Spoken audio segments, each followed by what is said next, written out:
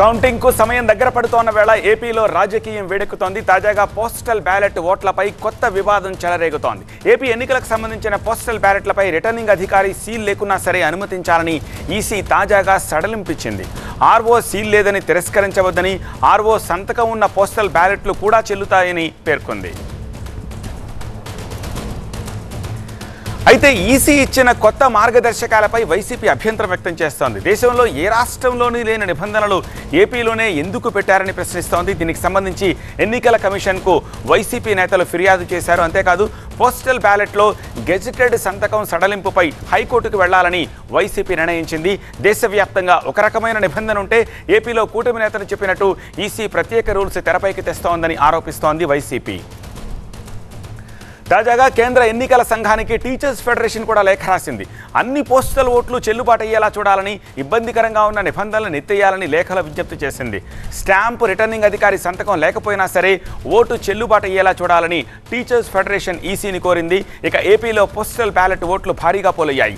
ఇది దేశంలోనే అత్యధికం కావడం, అభ్యర్థుల గెలుపోటంలో పోస్టల్ బ్యాలెట్ కీలక పాత్ర పోషించే అవకాశం ఉండడంతో పోస్టల్ బ్యాలెట్ కౌంటింగ్ విధానం వివాదంగా మారుతోంది. దీనికి సంబంధించి మరింత సమాచారం మా ప్రతినిధి ఎంపీ రావు అందిస్తారు. ఎంపీ రావు, సో కోర్టుకు వెళ్లాలన్న వైసీపీ డెసిషన్కి వాళ్ళు ఇచ్చే రిప్రజెంటేషన్తో పాటు ఏ రాష్ట్రంలోనూ లేదని చెప్తున్నారు. అవేమైనా కోర్టు చేయబోతున్నారా? అండ్ టీచర్స్ ఫెడరేషన్ ఇచ్చిన రిప్రజెంటేషన్లో ఏం మెన్షన్ చేశారు?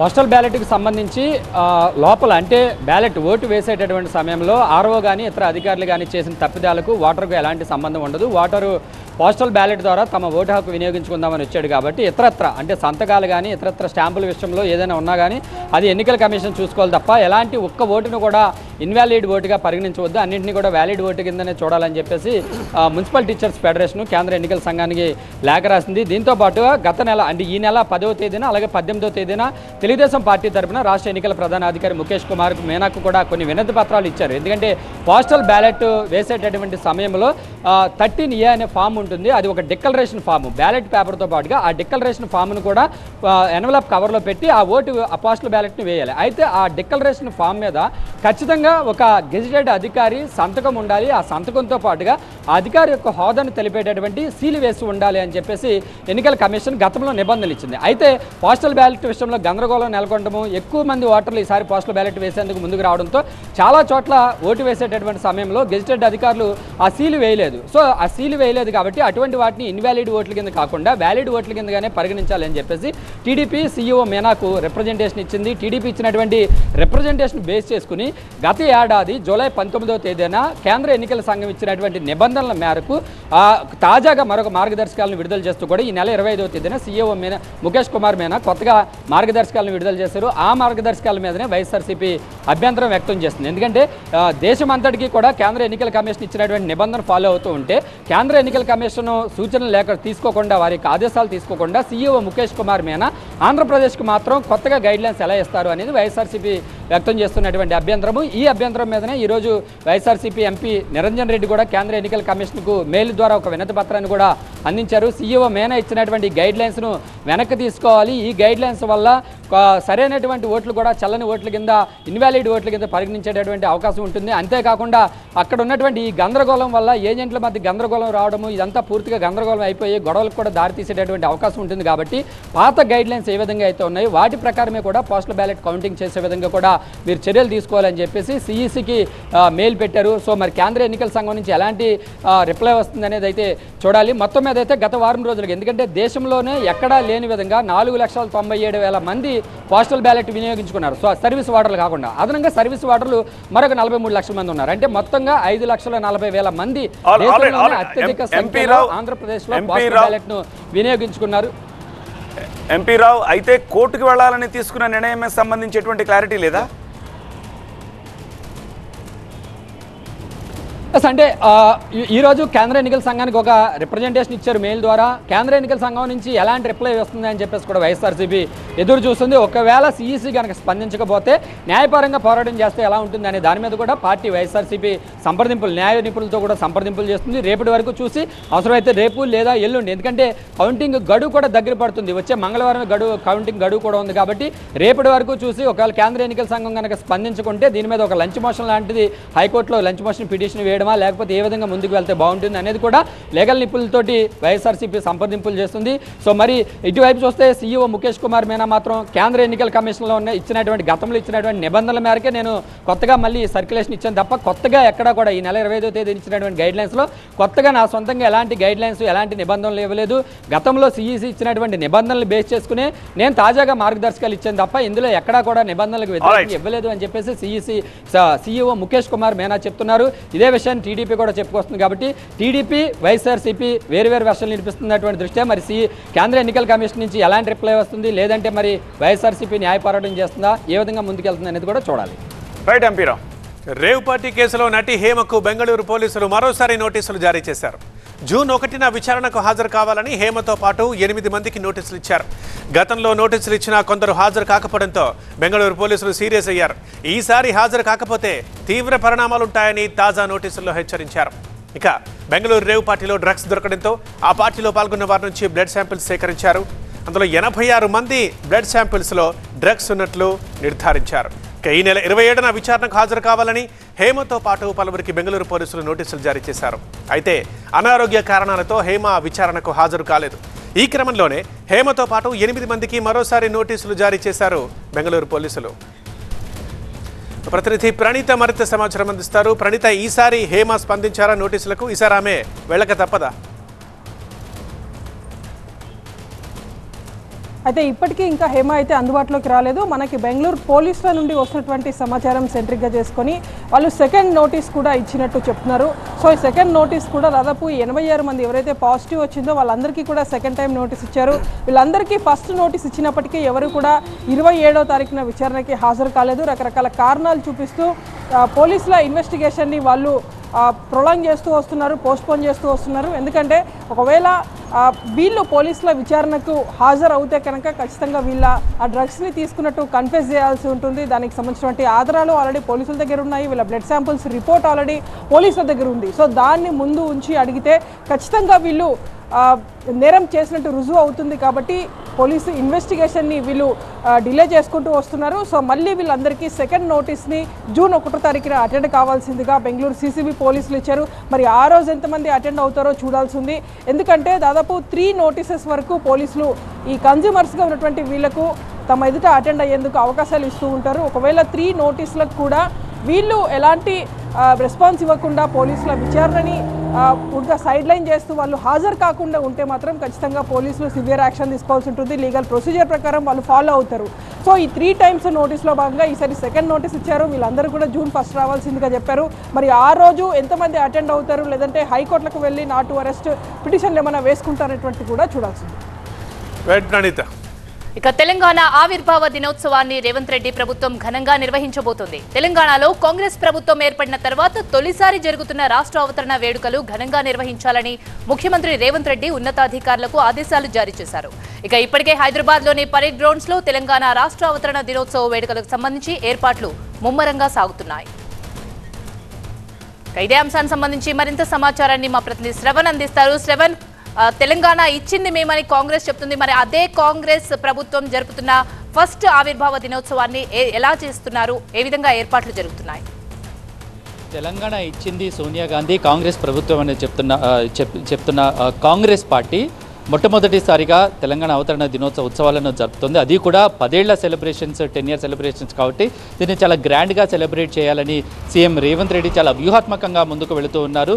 తెలంగాణ కేవలం సోనియా గాంధీ వల్లనే ఏర్పడింది అనే విషయాన్ని పూర్తిగా ప్రజల్లోకి తీసుకెళ్లాలి, ఆ ముద్ర పూర్తిగా తెలంగాణ ప్రజల్లో కల్పించాలనే ఉద్దేశంతో చాలా పకడ్బందీ వ్యూహంతో ముఖ్యమంత్రి రేవంత్ రెడ్డి ముందుకు వెళ్తున్నారు. దానికి అనుగుణంగానే జూన్ 2న భారీ ఏర్పాట్లు చేస్తున్నారు. సెలబ్రేషన్కి సంబంధించి ఉదయం 7 గంటల నుంచే సెలబ్రేషన్స్ స్టార్ట్ అవుతాయి. ముందుగా గన్ పార్క్లో అమరవీరుల స్తూపానికి సీఎం రేవంత్ రెడ్డి ప్రముఖులు నివాళులు అర్పిస్తారు. ఆ తర్వాత పరేడ్ గ్రౌండ్స్లో భారీ బహిరంగ సభను ఏర్పాటు చేశారు.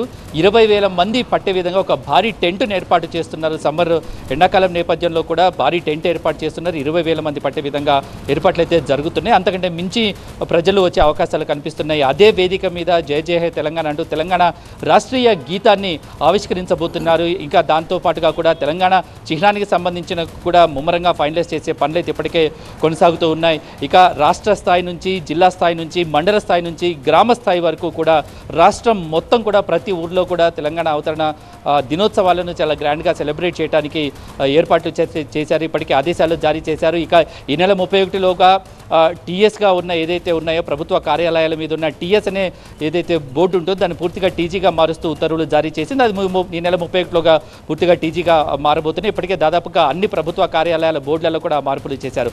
ఓవరాల్గా సీఎం రేవంత్ రెడ్డి పూర్తిగా కూడా తెలంగాణ అంటే కాంగ్రెస్, కాంగ్రెస్ అంటే తెలంగాణ, కేవలం సోనియా మాత్రమే అనే మార్కును చూపించే ప్రయత్నం అయితే చేస్తున్నారు. ఇక అన్నిటికీ మించి ఆ రోజు సాయంత్రం జూన్ 2 సాయంత్రం ట్యాంక్ బండ్ మీద జరగబోయే ఉత్సవాలు కూడా చాలా ప్రత్యేకంగా ఉంటాయని చెప్పుకోవచ్చు. సాయంత్రం 7 గంటల నుంచి 9 గంటల వరకు ఒక భారీ కార్నివాల్ను అలాగే లైవ్ ఫైర్ క్రాకర్ షోను కూడా ఏర్పాటు చేయబోతున్నారు.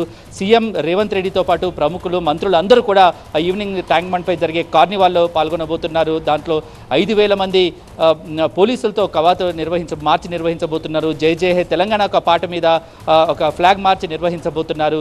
దానికి సంబంధించిన భారీ ఏర్పాట్లు చేస్తున్నారు. రకరకాల స్టాల్స్, ఇటు గేమింగ్ జోన్స్ అయ్యిండొచ్చు, ఫుడ్ స్టాల్స్ అయ్యిండొచ్చు, అంటే ఈ టూరిజం సర్క్యూట్ మీద కూడా తెలంగాణ ప్రభుత్వం కాన్సన్ట్రేట్ చేస్తుందనే అంశాన్ని కూడా ప్రజల్లోకి అర్థమయ్యే విధంగా కూడా ఒక పెద్ద కార్నివాల్ షోని ఏర్పాటు చేశారు. దానికి సంబంధించి 80 స్టాల్స్ని కూడా ట్యాంక్ బండ్ మొత్తం మీద ఏర్పాటు చేయబోతున్నారు. ఇక భారీగా ఈవినింగ్ జరిగే సభకు ఏదైతే కార్నివాల్ షో ఉంటుందో ట్యాంక్ బండ్ మీద జరిగే కార్నివాల్ షోలో ఖచ్చితంగా ప్రతి ఒక్కరూ పాల్గొనే విధంగా, దాన్ని ఆకర్షించే విధంగా, తద్వారా తెలంగాణ అంటే కాంగ్రెస్, కాంగ్రెస్ అంటే తెలంగాణ విషయాన్ని ప్రజల్లోకి తీసుకెళ్లే విధంగా, ఆ మార్కు పడే విధంగా కూడా సీఎం రేవంత్ రెడ్డి వ్యూహాత్మకంగా ముందుకెళ్తున్నారు. ఖచ్చితంగా ఆ రోజు జరిగే సెలబ్రేషన్స్, ట్యాంక్ బండ్ మీద జరిగే సెలబ్రేషన్స్ ఖచ్చితంగా ప్రతి ఒక్కరూ చూడాల్సిన సెలబ్రేషన్స్గా ప్రభుత్వం కూడా చెబుతోంది. అందుకనే సిఎస్ శాంతికుమారి ప్రతిరోజు జూన్ 2న జరిగే ఏర్పాట్లకు సంబంధించిన రివ్యూ నిర్వహిస్తున్నారు. ఇటు జిల్లాల స్థాయిలో, మండల స్థాయిలో కూడా ఎక్కడికక్కడ ప్రభుత్వ కార్యాలయాల్లో జాతీయ ఎజెండాను ఆవిష్కరించాలని ఇప్పటికే ఉత్తర్వులను జీవోను కూడా జారీ చేయడం జరిగింది. దానికి తగిన పూర్తి ఏర్పాట్లు అయితే జరుగుతున్నాయి. మొత్తానికి జూన్ 2న జరగబోయే ఏదైతే అవతరణ దినోత్సవాలు ఉన్నాయో కాంగ్రెస్ పార్టీ మొట్టమొదటిసారిగా నిర్వహిస్తున్నది. దాంతోపాటు తెలంగాణ ఏర్పడిన 10 ఏళ్ల సెలబ్రేషన్స్ కాబట్టి చాలా గ్రాండ్ ఏర్పాట్లు అయితే జరగబోతున్నాయి. సింగరేణి మెడికల్ బోర్డులో జరిగిన అవకతవకలపై ఏసీబీ అధికారులు దర్యాప్తు ముమ్మరం చేశారు. తాజాగా కొత్తగూడెం సింగరేణి ప్రధాన ఆసుపత్రులు, కార్యాలయాల్లో విచారణ చేపట్టి ఫైల్స్ ని తనిఖీ చేశారు. మెడికల్ బోర్డు జాబితాలో ఉన్న ఉద్యోగులను వేరువేరుగా పిలిచి మెడికల్ ఇన్వాలిడేషన్ కావడానికి గల కారణాలు, వారికి ఉన్న జబ్బుల వివరాలపై ఆరా తీశారు. ఇక సింగరేణి మెడికల్ బోర్డులో భారీగా అవకతవకలు జరిగి లక్షలాది రూపాయల చేతులు మారాయనే ఆరోపణలతో విచారణ బాధ్యతలు ఏసీబీకి అప్పగించారు సింగరేణి ఎండీ బలరాం. దాంతో సింగరేణి మెడికల్ బోర్డులో అవకతవకలపై ఏసీబీ అధికారులు 2 నెలలుగా విచారిస్తున్నారు. అయితే ఏసీబీ అధికారుల విచారణతో దళారుల గుండెల్లో రైళ్లు పరిగెడుతున్నాయి. మరింత సమాచారాన్ని మా ప్రతినిధి నారాయణ అందిస్తారు. నారాయణ, 2 నెలలుగా జరుగుతున్న విచారణలో ఎలాంటి విషయాలు తేలాయి? ఏసీబీ అధికారులు ప్రత్యేకించి ఇంతటి స్కామ్ వెనక ఎవరున్నారు అనే దానికి ఫైండ్ అవుట్ చేయగలిగారా? సింగరేణి మెడికల్ బోర్డులో అనేక అవకతవకలు జరిగినట్లు గతంలోనూ ఆరోపణలు రావటమే కాకుండా పెద్ద ఎత్తున కూడా ఉన్నతాధికారులకు ఫిర్యాదులు వచ్చినటువంటి నేపథ్యంలో గత కొంతకాలంగా గోప్యంగా ఈ విచారణ అయితే కొనసాగుతుంది. ప్రస్తుతం సీఎండీగా ఉన్నటువంటి బలరాం ఏసీబీ ఉన్నతాధికారులకు దీని మీద ఫిర్యాదు చేశారు. ఆ ఫిర్యాదును అందుకున్నటువంటి అధికారులు రంగంలో దిగి క్షేత్రస్థాయిలో ముఖ్యంగా కొత్తగూడెం, ఇల్లెందు, మణుగూరు వంటి ప్రాంతాలలో గోప్యంగా విచారణ గత కొద్ది రోజులుగా చేస్తున్నారు. గత 2 రోజుల నుంచి కొత్తగూడెం ప్రధాన ఆసుపత్రి కార్యాలయంలో పలు ఫైల్స్ని కూడా వాళ్ళు పరిశీలించినట్టుగా తెలుస్తుంది. మీడియా కానీ ఇతర వ్యక్తులను కూడా దగ్గరికి రాని కూడా చాలా గోప్యంగా ఈ విచారణ అయితే కొనసాగుతుంది. గత ప్రభుత్వంలో జరిగినటువంటి అవకతవకలు, ముఖ్యంగా ఈ మెడికల్ బోర్డుకు సంబంధించి ఎవరైతే సింగరేణిలో పనిచేస్తున్నటువంటి కార్మికులు 24 అంటే తన సర్వీసు 24 నెలలకి అంటే ముందుగానే దరఖాస్తు చేసుకోవాలి. ఏదైతే కారుణ్య నియామక కింద దరఖాస్తు చేసుకున్న తర్వాత ఈ సింగరేణి మెడికల్ బోర్డులో ఉన్నటువంటి డాక్టర్లు కావచ్చు, అధికారులు కూడా దీన్ని పరిశీలిస్తారు. ఈ దరఖాస్తుని పరిశీలించిన తర్వాత ఈ జాబితాలో చేర్చినటువంటి 13 జబ్బులకు సంబంధించి ఇతను నిజంగా దీంతో బాధపడుతున్నాడు, ఎక్కడ ట్రీట్మెంటు చేసుకుంటున్నారు, పనిచేసేటువంటి అవకాశం ఉందా లేదా వీటన్నిటిని కూడా పరిశీలించి unfit certificate Singareni medical board అనేది ఇస్తుంది. ఈ ఇచ్చే సమయంలోనే ఇక్కడే పెద్ద ఎత్తున కూడా బయట వ్యక్తులు దళారులుగా అవతారం ఎత్తి దీంట్లో ఇన్వాల్వ్ అయ్యారనేటువంటి ఫిర్యాదులు కూడా పెద్ద ఎత్తున వచ్చినటువంటి నేపథ్యంలో దాదాపుగా ₹1,00,000 నుంచి ఇంకా పెద్ద మొత్తంలోనే చేతులు మారేటువంటి ఆరోపణలు అయితే పెద్ద మొత్తంలో వినిపిస్తున్నాయి. దీని మీద గతంలోనూ ఇప్పుడు కూడా ఫిర్యాదులు వరుసగా వస్తూనే ఉన్నాయి. సింగరేణి అధికారులతో పాటు మెడికల్ బోర్డులో ఉన్నవాళ్ళు, సింగరేణి కార్మిక సంఘంలో ఉన్నటువంటి కార్మిక సంఘ నేతలుగా చలామణి అవుతున్నట్టు కొంతమంది వ్యక్తుల పాత్ర దీంట్లో ఉన్నట్టుగా చాలా స్పష్టంగా అర్థమవుతుంది. దీని మీద నిజమైనటువంటి ఆ జబ్బులతో బాధపడుతూ పనిచేయడానికి అన్ఫిట్గా ఉన్నటువంటి వారికి సర్టిఫికేటు ఇచ్చే విషయంలో కూడా అనేక ఇబ్బందులు పెట్టినట్టు కూడా ఫిర్యాదులు వస్తున్నటువంటి నేపథ్యంలో నిజమైనటువంటి అర్హులకి ఈ సర్టిఫికేట్ ఇవ్వకుండా పెద్ద ఎత్తున కూడా నగదు చేతులు మారటమే కాకుండా అనర్హులకి ఈ మెడికల్ బోర్డు అన్ఫిట్ సర్టిఫికేట్లు ఇచ్చి కారుణ్య నియామకాలు పెద్ద ఎత్తున కూడా నియామకాలు జరిగినటువంటి ఆరోపణలు గతం నుంచి కూడా వినిపిస్తున్నటువంటి నేపథ్యంలో ముఖ్యంగా కొత్తగూడెంలో ఉన్నటువంటి సింగరేణి హెడ్ క్వార్టర్స్కి సంబంధించి ప్రధాన ఆసుపత్రి మెడికల్ బోర్డులో ఎవరెవరు ఉన్నారు, ఈ అన్ఫిట్ సర్టిఫికేట్లు ఎంతమందికి జారీ చేశారు, దీనికి సంబంధించినటువంటి గతంలో చోటు చేసుకున్నటువంటి ఫైల్స్కు ఆ సందర్భంగా బోర్డులో ఉన్నటువంటి వ్యక్తులు, దీనికి సంబంధించి కార్మికులు ఎవరెవరికైతే అన్ఫిట్ సర్టిఫికేట్లు ఇచ్చారు, దీంట్లో ఏ విధమైనటువంటి పారదర్శకత పాటించారనేటువంటి విషయాన్ని ఇటు ఏసీబీ అధికారులతో పాటు సిఐడి అధికారులు కూడా అత్యంత గోప్యంగా ఈ విచారణ కొనసాగుతుంది. ముఖ్యంగా మణుగూరు ఏరియాకి సంబంధించి కూడా కొన్ని ఫిర్యాదులు రావటమే కాకుండా ఇల్లెందు ఏరియా, ఇటు కొత్తగూడెం ఏరియాకి సంబంధించి ఎక్కువగా ఫిర్యాదులు వచ్చినటువంటి నేపథ్యంలో ఈ ప్రస్తుతం అయితే ఈ విచారణ కొనసాగుతుంది.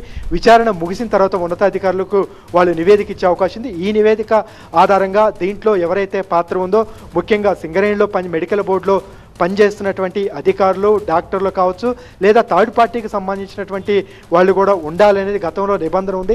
ఆ నిబంధనలు ఏవి పాటించకుండా కేవలం ఈ దళారులు, కొంతమంది కార్మిక సంఘం నేతల యొక్క ఒత్తిడి, పెద్ద మొత్తంలో కూడా డబ్బులు చేతులు మారటం వల్లే అనేక అవకతవకలు జరిగాయనేది ప్రాథమికంగా గుర్తించింది. నివేదిక చేతికి అందిన తర్వాత ఉన్నతాధికారులు దీని మీద ఎలాంటి చర్యలు తీసుకుంటారనేది మనం చూడాల్సి ఉంది. Thank you Narayana. ఇక కౌంటింగ్ కి సమయం దగ్గర పడటంతో తాడిపత్రిపై పోలీసులు స్పెషల్ ఫోకస్ పెట్టారు. పోలింగ్ తర్వాత తాడిపత్రిలో హింసాత్మక ఘటనలు చోటు చేసుకున్న నేపథ్యంలో కౌంటింగ్ కు ముందే కట్టుదిట్టమైన భద్రతా ఏర్పాట్లు చేస్తున్నారు పోలీసులు.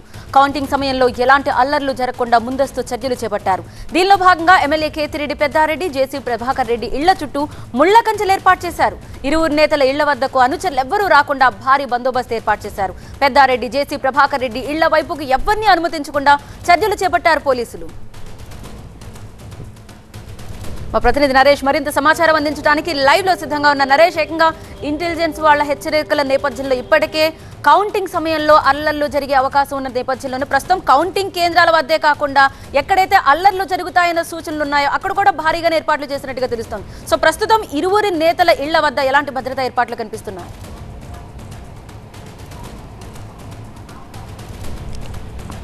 పోలింగ్ రోజు ఆ మరుసటి రోజు చెలరేగినటువంటి అల్లర్లు, రాళ్లదాడి నేపథ్యంలో పోలీసులు అయితే మాత్రం చాలా అప్రమత్తంగా ఉందని చెప్పుకోవాలి. ఎందుకంటే ఇప్పటికే మరికొద్ది రోజుల్లోనే కౌంటింగ్ ఉండబోతున్న నేపథ్యంలో తాడిపత్రిలో అయితే మాత్రం హై అలర్ట్, హై టెన్షన్ నెలకొందని చెప్పుకోవాలి. ముఖ్యంగా జేసీ ప్రభాకర్ రెడ్డి, అదేవిధంగా తాడిపత్రి ఎమ్మెల్యే కేతిరెడ్డి పెద్దారెడ్డి ఇంటి చుట్టూ కూడా ఇనుప కంచెలను ఏర్పాటు చేసి ఎవ్వరూ కూడా పరిసరాల్లోకి రాకుండా, ముఖ్యంగా అటు టీడీపీ కానీ ఇటు వైసీపీకి సంబంధించిన కార్యకర్తలు ఎవరో కూడా అటు ప్రభాకర్ రెడ్డి, ఇటు కేతిరెడ్డి పెద్దారెడ్డి ఇళ్ల పరిసరాల్లోకి కూడా రాకుండా పూర్తిగా ఇంటి చుట్టూ కూడా ఇనుప కంచెలు ఏర్పాటు చేసిన పరిస్థితి. ఒకవైపు కౌంటింగ్ కేంద్రం దగ్గర పూర్తి భద్రతా ఏర్పాట్లు చేయడంతో పాటు పోలింగ్ రోజు ఆ మరుసటి రోజు చెలరేగినటువంటి అల్లర్లను దృష్టిలో పెట్టుకొని కౌంటింగ్ నేపథ్యంలో అటు తాడిపత్రిలో కూడా పెద్ద ఎత్తున కేంద్ర బలగాలు దించడంతో పాటు ముఖ్యంగా పెద్దారెడ్డి, అదేవిధంగా ప్రభాకర్ రెడ్డి ఇంటి చుట్టూ కూడా ఇనుప కంచెలను ఏర్పాటు చేశారు. మరోవైపు సమస్యాత్మక గ్రామాలు ఏవైతే ఉన్నాయో ఇప్పటికీ ఐడెంటిఫై చేయడంతో పాటు ఎక్కడైతే అల్లరి మూకల కదలికలను తెలుసుకునేందుకు, వారి కార్యకలాపాలను తెలుసుకునేందుకు కూడా పోలీసులు కొంత వినూత్నంగా కార్యక్రమాలు చేపట్టారు. ముఖ్యంగా తాడిపత్రి, అనంతపురం రూరల్ ప్రాంతాల్లో డ్రోన్ కెమెరాలతో కూడా నిఘా పెట్టడంతో పాటు పెట్రోలింగ్ చేస్తున్న పరిస్థితి మాత్రం కనిపిస్తుంది. మరోవైపు పోలింగ్ రోజు, అదేవిధంగా మరుసటి రోజు చెలరేగినటువంటి అల్లర్లలో పోలీసులు కాస్త వైఫల్యం చెందిన నేపథ్యంలో ఈసారి ఎట్టి పరిస్థితుల్లో కూడా సేమ్ మళ్ళీ అలాంటి పరిస్థితి ఎదురైతే అలాంటి సిచ్యువేషన్ ఎలా ఎదుర్కోవాలో భాగంగా నిన్ననే పోలీసులు కూడా ఆయుధాలను కూడా పరిశీలించారంటే ఖచ్చితంగా తాడిపత్రిలో ఎలాంటి సిచ్యువేషన్ ఎదురైనా కానీ ఖచ్చితంగా ఎదుర్కొనేందుకు తాము సిద్ధంగా ఉందని చెప్తూనే అటు కౌంటింగ్ కేంద్రం దగ్గర పెద్ద ఎత్తున భద్రతా ఏర్పాట్లు చేయడం జరిగింది. ముఖ్యంగా జేఎన్టీ కౌంటింగ్ కేంద్రం వద్ద దాదాపు 500 మీటర్ల వరకు కూడా రెడ్ జోన్ ఏర్పాటు చేయడం, ముఖ్యంగా ఎక్కడైతే తాడిపత్రి కౌంటింగ్ హాల్ ఉందో ఆ చుట్టుపక్కలంతా కూడా నో ఫ్లయింగ్ జోన్గా ఏర్పాటు చేసి డ్రోన్ కెమెరాలు అదేవిధంగా బెలూన్లు కూడా ఎగరకుండా నిషేధం విధించిన పరిస్థితి కనిపిస్తుంది. ఇక తాడిపత్రిలో ఎట్టి పరిస్థితుల్లో కూడా ఇప్పటికే 159 మందిపై ఒకేసారి ఒకే రోజు రౌడీ షీట్లు ఓపెన్ చేయడం, అదేవిధంగా ఇప్పటికే దాదాపు 150 మంది పై వరకు కూడా అరెస్ట్ చేసిన నేపథ్యంలో ఇంకా కౌంటింగ్ సమయం దగ్గర పడుతుంటే ఖచ్చితంగా ఎవరైతే పరారీలో ఉన్నారో ఇంకా ఫుటేజ్ ఆధారంగా వెతుకుతున్నారో వారందరూ కూడా కౌంటింగ్ రోజుకు ఖచ్చితంగా తాడిపత్రి చేరుకునే అవకాశం ఉన్న నేపథ్యంలో వీరందరూ కూడా తమ నాయకుల ఇంటికి అంటే ప్రభాకర్ రెడ్డి అదేవిధంగా కేతిరెడ్డి పెద్దారెడ్డి ఇంటికి చేరుకుంటారనే ఒక ఉద్దేశంతో పోలీసులు ఇప్పటికే ప్రభాకర్ రెడ్డి అదేవిధంగా కేతిరెడ్డి పెద్దారెడ్డి ఇంటిని తమ ఆధీనంలోకి తీసుకోవడంతో పాటు ఇంటి చుట్టూ కూడా ఇనుప కంచెలను ఏర్పాటు చేసి నాయకులు అదేవిధంగా కార్యకర్తలు ఎవరిని కూడా ఇంటి పరిసరాల్లోకి రాకుండా కట్టుదిట్టమైన భద్రతా ఏర్పాట్లు చేశారు. Right, thank you so much Naresh details అందించినందుకు.